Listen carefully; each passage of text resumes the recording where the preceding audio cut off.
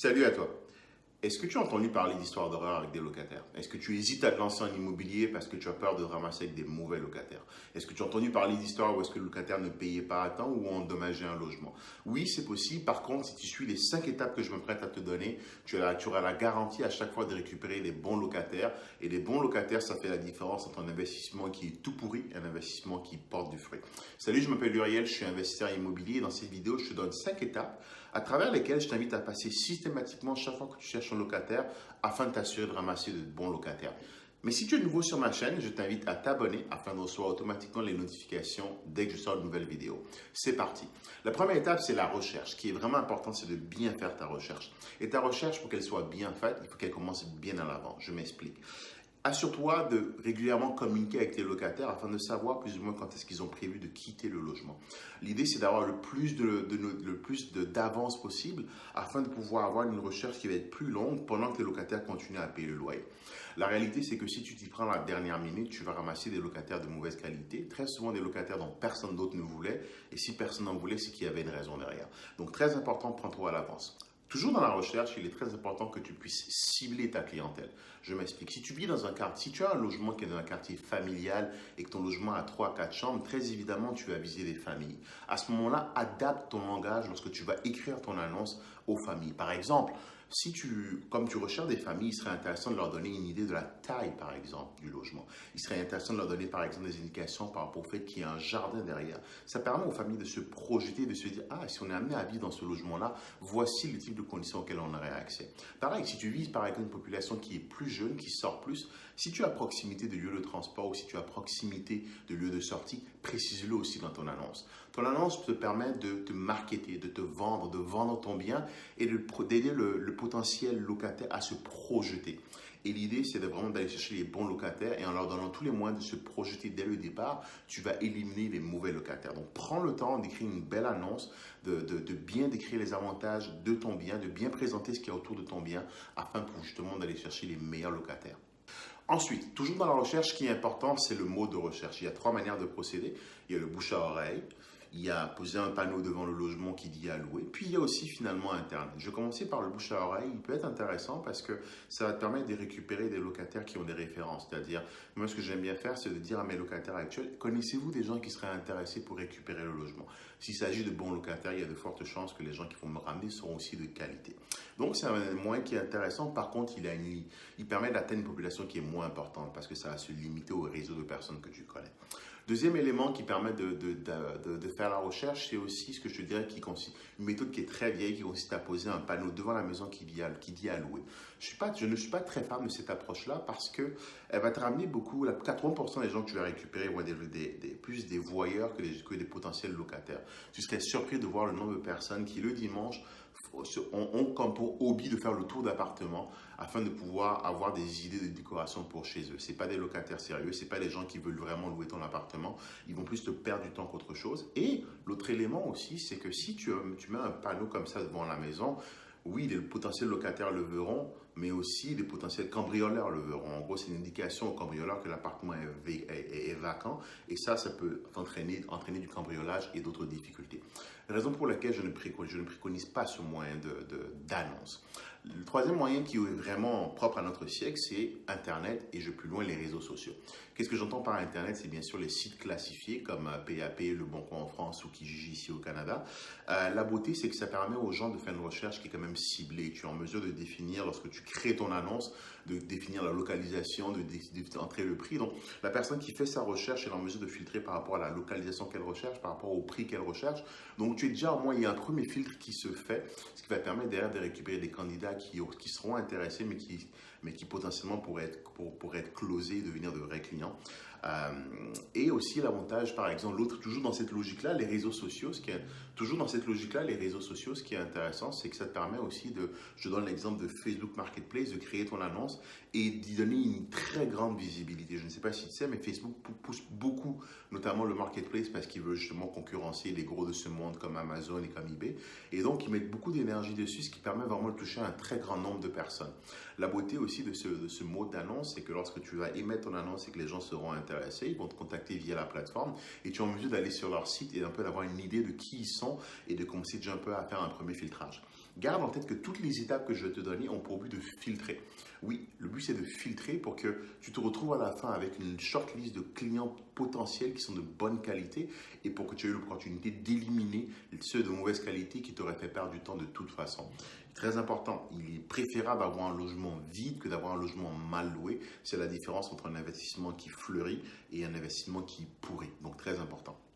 Toujours dans la recherche, définis tes critères de recherche, c'est-à-dire tes critères de sélection.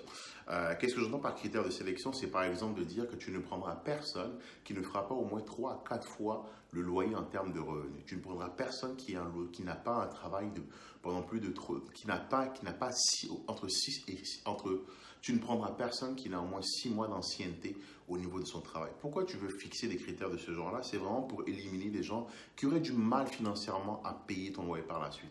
Les gens ont tendance à surestimer leurs capacités et à vouloir prendre des logements qui ne seront pas en mesure par la suite de payer. C'est leur droit, mais c'est aussi ton droit d'éviter de faire affaire avec ces gens-là. Donc, très important, définis des critères, le revenu en est un, la stabilité dans l'emploi en est un. Un autre critère qui pour moi est très important, pas d'animaux. Je n'ai rien contre les animaux, mais la réalité, c'est que les animaux vont user ton bien. Un chien va gratter la porte, un chat va gratter la porte, va gratter ton plancher. Ils vont l'abîmer et ton locataire ne te payera pas pour. Du coup, j'ai une préférence qui est de dire pas d'animaux. Des fois, en fonction de où est-ce que tu vis, tu peux être contraint à faire des concessions, mais de façon générale, je te dirais, précise bien dans ton annonce que tu ne veux personne avec des animaux. Un autre élément qui est clé aussi, c'est pas de fumeur. Je ne dis pas que l'appartement est non fumeur, ça c'est de base, mais pas de fumeur. Pourquoi? Parce que je veux m'assurer que personne ne fumera dans le logement. Et si tu fais affaire avec quelqu'un qui fume, même s'il te dit qu'il ira fumer dehors, tu n'as aucune façon de contrôler que quand tu n'es pas là, qu'il ne fume pas à l'intérieur. Et l'odeur de cigarette s'enlève facilement, mais ce n'est pas quelque chose que tu veux imposer aux autres locataires que tu pourrais avoir dans le bâtiment. Donc il est très important de définir à l'avance ce critère comme étant un critère éliminatoire. Donc toujours dans ta recherche, quand tu vas écrire ton annonce, assure-toi de bien préciser ces éléments-là dans ton annonce pour pouvoir justement éliminer des candidats potentiels qui ne seraient pas intéressants pour toi. Il y a des gens qui vont, malgré ces éléments, vont quand même t'appeler, mais à ce moment-là, tu pourras faire un nouveau filtre lorsque tu seras rendu à l'étape d'après, qui est la préqualification au téléphone, qui est la deuxième étape. Deuxième étape, comme je disais tantôt, c'est l'appel téléphonique, où est-ce que tu vas pouvoir discuter avec des candidats potentiels. Ne te méprends pas, c'est une interview. C'est vraiment comme s'ils cherchaient un emploi, tu les prends au téléphone, tu leur poses un maximum de questions, mais il y a une manière de le faire. L'idée là, c'est de créer avec eux une relation, de sympathiser avec eux pour qu'ils aient envie de s'ouvrir et te donner toutes les informations dont tu as besoin. Quelles sont les informations dont tu as besoin lorsque tu vas faire cet appel de préqualification? C'est notamment quels sont leurs revenus. Ils ont beau avoir lu ton annonce, tu veux reconfirmer leurs revenus avec eux. Tu veux aussi t'assurer de savoir, de collecter l'information, c'est qui leur employeur actuel, ça fait combien de temps qu'ils sont employés chez cet employeur-là. Est-ce qu'ils ont des animaux domestiques? Est-ce qu'ils sont fumeurs? Quelle est la raison pour laquelle ils déménagent? Et pourquoi tu poses toutes ces questions? C'est pour vraiment apprendre à connaître le candidat. Je te donne un exemple. Un candidat qui te dit au téléphone qu'il déménage parce qu'il a des problèmes avec son propriétaire actuel, c'est un très mauvais signe. Tu ne veux pas aller de l'avant avec un candidat pareil.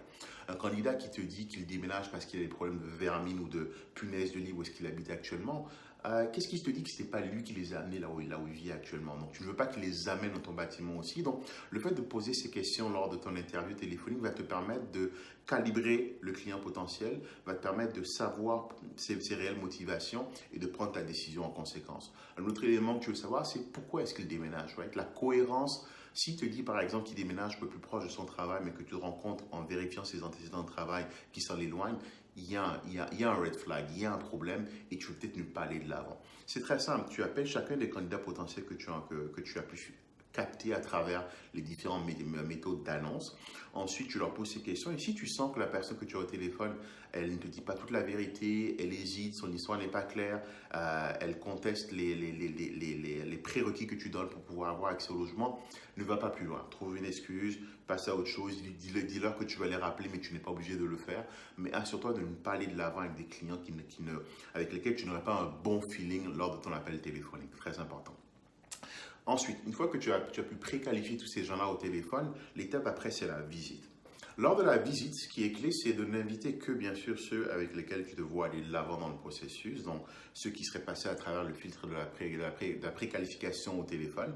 Moi, ce que j'aime bien faire, c'est donner rendez-vous à tout le monde le même jour, avec entre 10 et 15 minutes de décalage. Pourquoi? Parce que ça va leur permettre, je ne veux pas avoir tout le monde en même temps, par contre, je veux que tout le monde comprenne qu'avant eux et qu'après eux, il y aura quelqu'un d'autre. Pourquoi? Parce que ça crée une compétition qui est saine. Ça donne, c'est psychologique hein, chez l'être humain. Le fait de savoir que quelqu'un d'autre est intéressé par ce que toi tu recherches, va te pousser finalement à aller plus vite de l'avant avec ce que tu recherches. Donc, l'idée pour moi, c'est un peu de mettre une pression mentale à mes potentiels locataires en leur faisant comprendre que d'autres personnes sont intéressées par le logement. Ce que je leur fais aussi comprendre, c'est que le logement est de qualité parce que si beaucoup de gens s'y intéressent et que beaucoup de gens prévoient de le visiter, ça veut donc dire qu'il est de qualité. Et ça, c'est très important parce que si un candidat, par exemple, hésite entre plusieurs offres, il ne traînera pas avec ton offre à toi parce qu'il sait que derrière, il y a d'autres personnes potentiellement qui pourraient prendre le logement. Donc, c'est un petit truc qui est psychologique, mais qui a toujours très bien marché. Puis aussi pour ton temps à toi. Tu ne veux pas te retrouver à faire 20 allers-retours vers le logement. Un truc qui est très important que je fais aussi, c'est qu'avant de prendre la route pour aller organiser les visites, j'appelle le premier candidat en lui disant: on avait rendez-vous aujourd'hui dans 2 heures, est-ce que tu viens toujours? Préviens-moi lorsque tu prends la route. Pourquoi? Parce que comme ça t'évite de te déplacer pour rien. On fait tout ceci pour être libre financièrement, pour avoir plus de temps pour soi, pas pour devenir esclave de ses locataires ou esclave de ses bâtiments. Donc c'est très important de prendre ces petites mesures-là pour être sûr de pouvoir optimiser son temps. Ensuite, lorsque la visite arrive, parce que lorsqu'ils vont arriver lors de la visite, tu leur poses exactement les mêmes questions que tu leur as posées au téléphone d'une manière un peu différente. Ça va te permettre aussi de vérifier leur cohérence. Ce que je leur demande de faire aussi, c'est lors de la visite, c'est de poser un maximum de questions. Je leur fais visiter le lieu. En général, ce que je vais faire lors de la visite, c'est que par exemple, s'il fait froid dehors, je vais mettre beaucoup de chauffage à l'intérieur pour créer un peu un choc thermique lorsqu'ils vont entrer à l'intérieur, pour qu'ils se rendent compte que l'appartement est bien chauffé. Et s'il fait froid à l'extérieur, et s'il fait chaud à l'extérieur, à ce moment-là, c'est que je mets la climatisation à l'intérieur pour qu'ils aient à nouveau un choc thermique, pour qu'ils disent: ah, cet appartement sera agréable en été lorsqu'il va faire très chaud à l'extérieur. C'est des petits trucs psychologiques, mais qui permettent vraiment de motiver le locataire qui aurait encore un doute ou qui hésiterait entre plusieurs logements. Des fois aussi, ce que j'organise, mais en fonction vraiment du niveau de clientèle que je recherche, je mets un peu de quelques breuvages pour vraiment les accueillir, pour les mettre à l'aise. L'idée, c'est de créer une relation, parce qu'à la fin de la journée, des locataires, c'est des clients. Un client, tu veux le mettre dans de bonnes conditions pour qu'il puisse faire affaire avec toi, mais ça, c'est seulement les clients que tu veux retenir, bien sûr. D'où toutes les étapes de préqualification dont on a parlé tantôt. Donc, lors de la visite, ce que je vais faire, je vais leur réexpliquer à nouveau le processus de sélection. Je leur réexpliquer à nouveau ce qui est inclus et ce qui n'est pas inclus dans le logement. Par exemple, si le chauffage est à la charge, il faut très important de leur préciser. Si l'électricité est à leur charge aussi, très important de leur préciser à nouveau. Il faut que ce soit vraiment très clair pour qu'il n'y ait pas de surprise lorsqu'on va être rendu dans les dernières étapes. Donc, lors de la visite, je leur fais visiter le logement, je présente le logement, je donne les surfaces, j'explique un peu le quartier.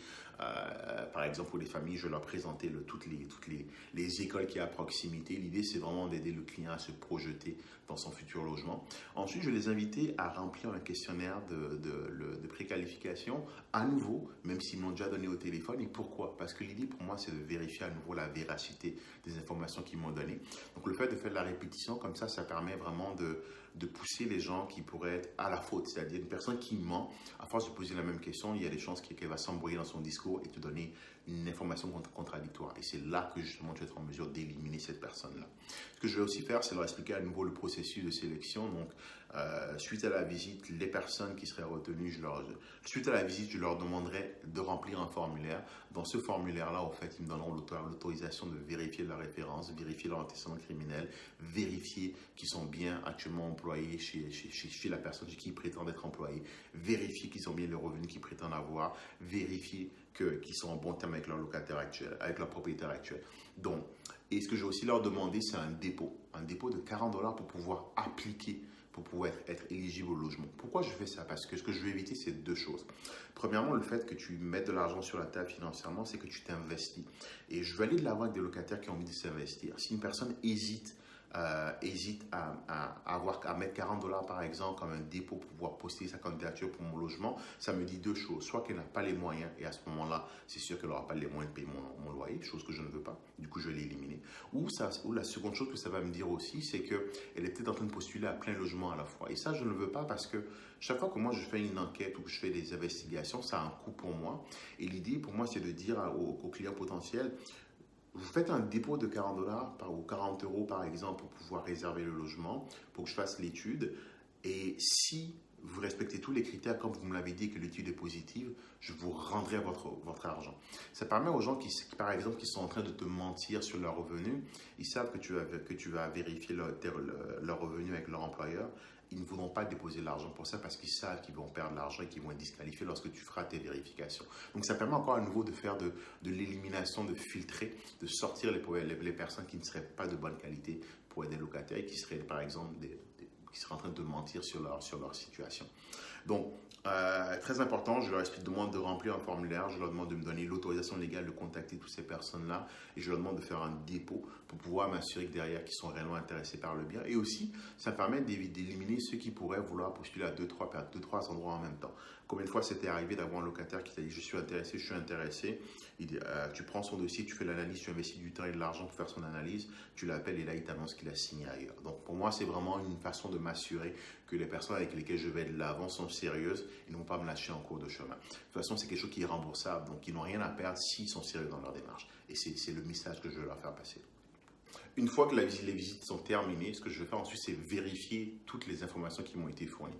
Je regarde les candidats que j'ai décidé de conserver. Ces candidats-là, ensuite, je fais des vérifications diligentes. Par exemple, je vais vérifier qu'ils sont bien employés là où ils ont déclaré être employés. Mais pour ce faire, je ne vais pas appeler le numéro qu'ils m'ont communiqué. Non, je vais aller sur Internet, je vais chercher le numéro. Il y a trop de petits malins qui vont s'amuser à te donner le numéro de leur pote et qui va se faire passer pour leur employeur. On est à l'ère d'Internet aujourd'hui, tout peut se vérifier. Donc, ce que moi, je vais faire, c'est que je vais aller sur Internet, je prends le nom de ton employeur, je vais vérifier son numéro sur Internet et là, je vais contacter l'employeur. Je lui dirai bien que j'ai bien la lettre que tu m'as donnée qui m'autorise à le contacter et je lui demanderai de confirmer tes revenus avec lui, par exemple. Ce qui est très important aussi, c'est de vérifier les anciens propriétaires. Est-ce que tu es en bon terme avec eux? J'en demande en général au moins 2. Est-ce que tu es en bon terme avec eux? Est-ce que tu es parti en bon terme? Est-ce que tu as toujours réglé tes loyers à temps? Et ce que j'aime aussi des fois faire dans la mesure du possible, c'est te rendre visite chez toi. Si on décide d'aller de l'avant, par exemple, je te rends visite chez toi de façon inopportune en te disant je suis dans le quartier, je vérifie une information que tu m'avais donnée, est-ce que je peux passer d'ici 15 minutes? Ça va me donner un peu une idée de à quoi ressemble ton logement. Si ton logement est bordélique, mal entretenu, ça me donne une indication du type de locataire que tu vas être et ça va me permettre de t'éliminer tout de suite. Encore une fois, le but de ce processus-là, ça peut paraître contre nature, mais c'est vraiment d'éliminer au maximum les personnes qui seraient amenées à être de mauvais locataires. C'est toute la différence. Un mauvais locataire va te pourrir la vie, un bon locataire va faire fructifier ton investissement. Donc, après la visite, donc, comme j'ai dit, je vérifie les antécédents. Au Canada, par exemple, il est possible de contacter les compagnies qui vont faire toute la vérification pour toi moyennant un certain montant d'argent, d'où le dépôt que je prends, dont je parlais tantôt. Ils vont vérifier les antécédents criminels, vérifier que tu n'as pas de problème de comportement, d'amassage de déchets dans ton logement, par exemple. C'est déjà arrivé, croyez-moi. Ils vont s'assurer, par exemple, que tu as toujours payé tes loyers à temps, s'assurer que ton employeur, que tu travailles vraiment pour l'employeur que tu as déclaré, que tes revenus sont constants. Ils vont aussi vérifier, par exemple, que tu n'as pas de problème de crédit, de trop de dettes, par exemple. Ça, c'est les avantages, par exemple, que tu vas être au Canada. En France, tu dois faire toi-même ces démarches-là, contacter individuellement les différentes personnes dont je t'ai parlé. Et l'idée, c'est vraiment de faire ce travail-là. Ne saute pas cette étape-là parce qu'elle peut te coûter très cher. Ça va vraiment te permettre de confirmer que toute l'information qui t'a été donnée par ce locataire-là est vraiment véridique. Parfait. Là, tu as fait tes vérifications, tu as retenu un candidat, c'est l'heure de passer à la dernière étape qui est la signature du bail. Mais encore une fois, lors de la signature du bail, il y a des éléments qui sont très importants. Reprécise, donc pour la signature de bail, tu peux par exemple aller chez le locataire, ça te permet de vérifier qu'il est propre, qu'il est ordonné. Et les éléments qui sont importants lors de la signature, c'est de reconfirmer la date d'entrée dans les lieux, de t'assurer que le locataire a bien une assurance, donc tu lui demanderas à l'avance de prendre une assurance locataire pour le logement dans lequel il s'apprête à rentrer. Tu veux t'assurer aussi qu'il te fasse le dépôt les 2 premiers mois ou les 3 premiers mois ou le premier mois si nécessaire. Donc, tu veux collecter ce dépôt-là. Et tu veux t'assurer aussi de lui communiquer tes heures. Et tu veux t'assurer aussi de lui communiquer les règles avec lesquelles auxquelles il va devoir. Tu veux t'assurer aussi de lui communiquer les règles. Je m'explique par règle, c'est que tu es une entreprise. Une location, ce n'est pas un jeu, tu es une entreprise et comme toute entreprise, tu as des horaires de travail.